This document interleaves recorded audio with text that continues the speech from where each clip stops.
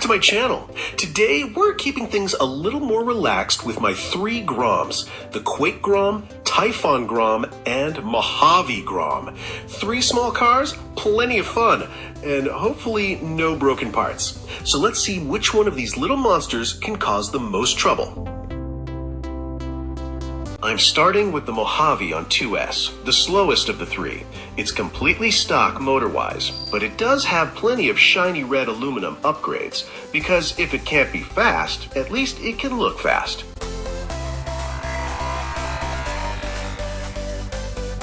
The Mojave Grom may be the slowest of the 3, but don't let that fool you.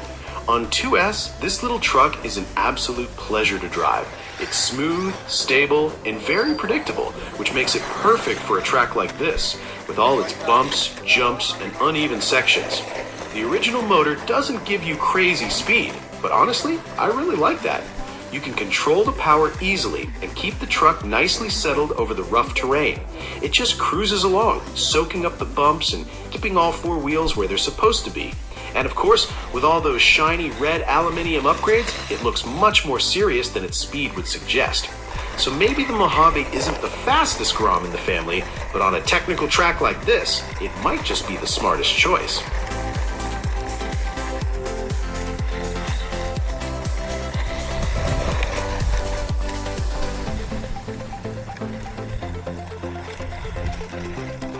One small downside of these little cars is that they can be quite sensitive to small stones. And after doing a few unexpected donuts, a little stone managed to get stuck between the wheel and the suspension. So suddenly, the Mojave developed an even stronger personality and started doing donuts all by itself. I guess that's what you get when you let a tiny RC truck have too much freedom.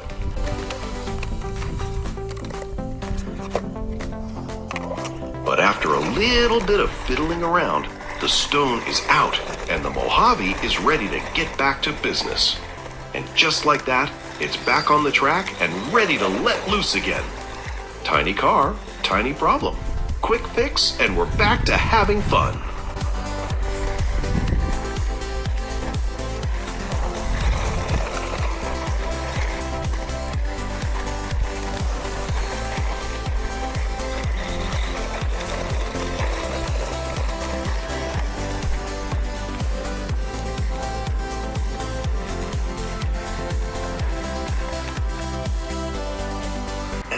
To say, the Mojave is really enjoying this little track. It may be small, but don't let that fool you. There are plenty of bumps, uneven sections, and little obstacles to keep the Mojave busy. The best part is how stable and predictable it feels on 2S. It just cruises over the rough stuff without getting too nervous. It's almost like the Mojave is saying, relax, I've got this. And honestly, on a track like this, the slower speed actually makes it even more fun. You can pick your lines, work your way through the obstacles, and just enjoy driving. Small track, small truck, but surprisingly big fun.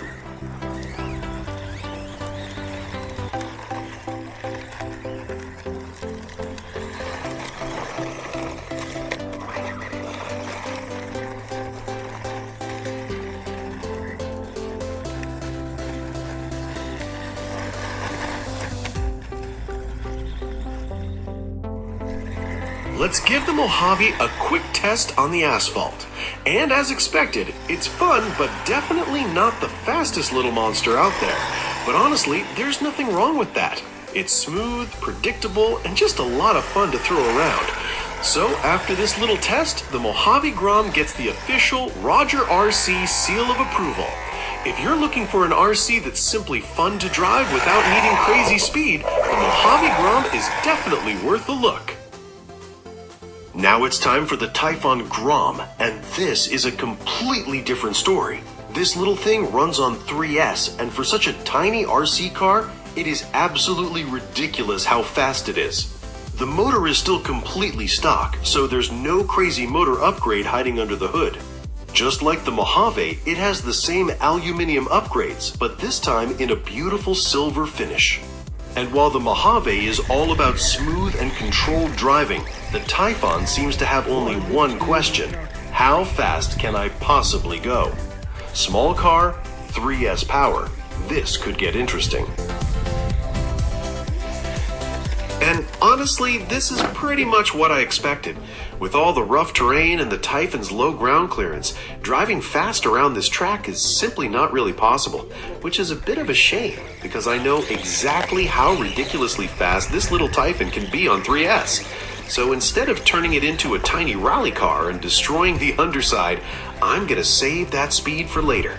Once we get onto the asphalt, we'll see what this little silver rocket is really capable of.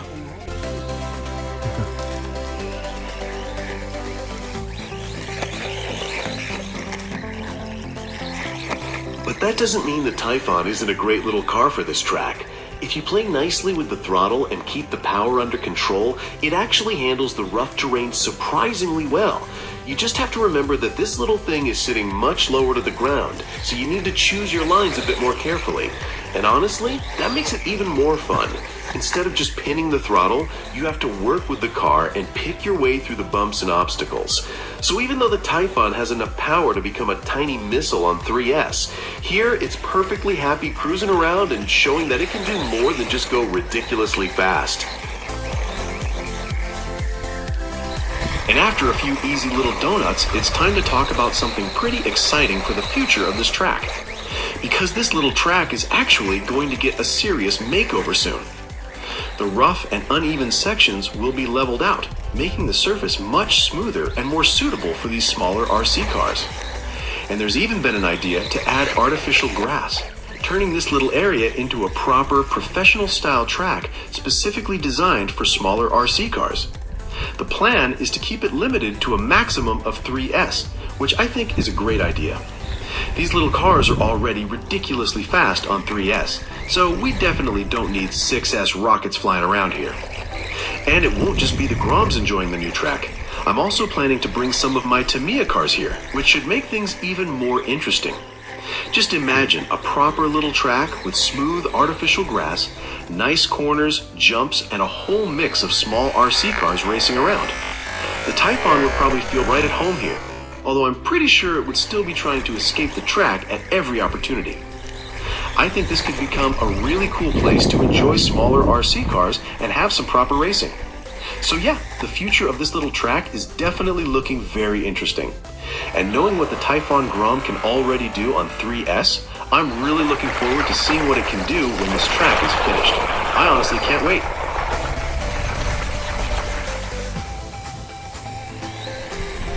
And this is where the speed of the little Typhon Grom really gets to shine. Out here on the asphalt, it is honestly incredible how fast this tiny little car is on 3S.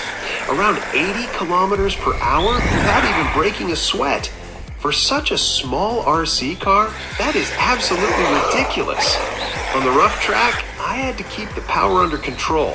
But out here on the asphalt, the Typhon can finally stretch its legs. And once you open the throttle, wow, this little thing turns into a tiny rocket. The acceleration is seriously impressive, and the speed just keeps building. You really have to remind yourself that you're driving a tiny Grom and not a much bigger 1/8 scale RC car. This is definitely where the Typhon Grom shows what it was made for. So, after driving it on the track and now giving it some proper asphalt time, I think it's safe to say that this little Typhon has earned the official RogerRC seal of approval. If you're looking for a small RC car that is fun, easy to handle, and absolutely crazy fast on 3S, I can definitely recommend the Typhon Grom. Small car, huge performance, and a ridiculous amount of fun. And now, last but definitely not least, we have the ARRMA Quake Grom. No shiny aluminum upgrades on this one, but I did give it something a little more interesting. A Furitek 3S motor combo. The original 2S setup was just a little too well behaved for my liking, so I decided to give the Quake some extra attitude and a lot more punch. Let's see what this little monster can do on 3S.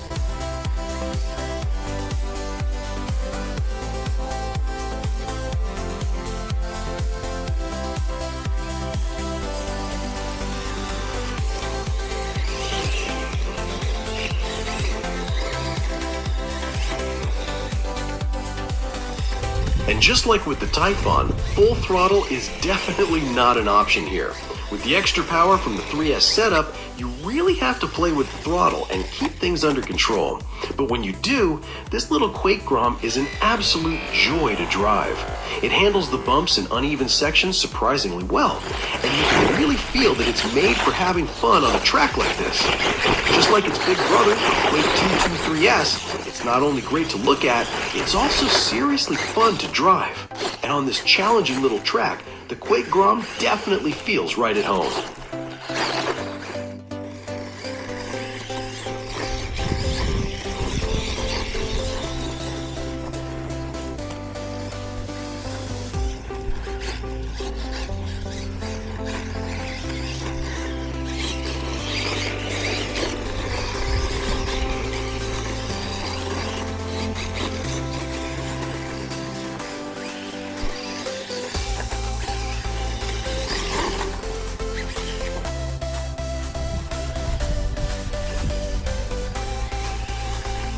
And since I've already rolled my way over here, I might as well try a backflip.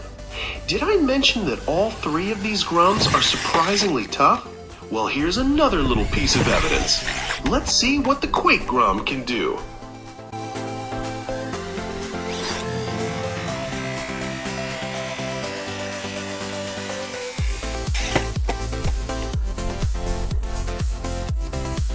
And of course I couldn't finish without giving the Quake a little speed test. And that Furitek 3S motor combo, absolutely worth the upgrade. More speed, plenty of punch, and of course, lots of wheelies. This little Quake Grom does it all. It's fast, playful, and just ridiculously fun to drive. So, just like the Mojave and the Typhon, the Quake Grom gets the official RogerRC seal of approval. If you want a small RC with a big personality, this little Quake is definitely worth checking out.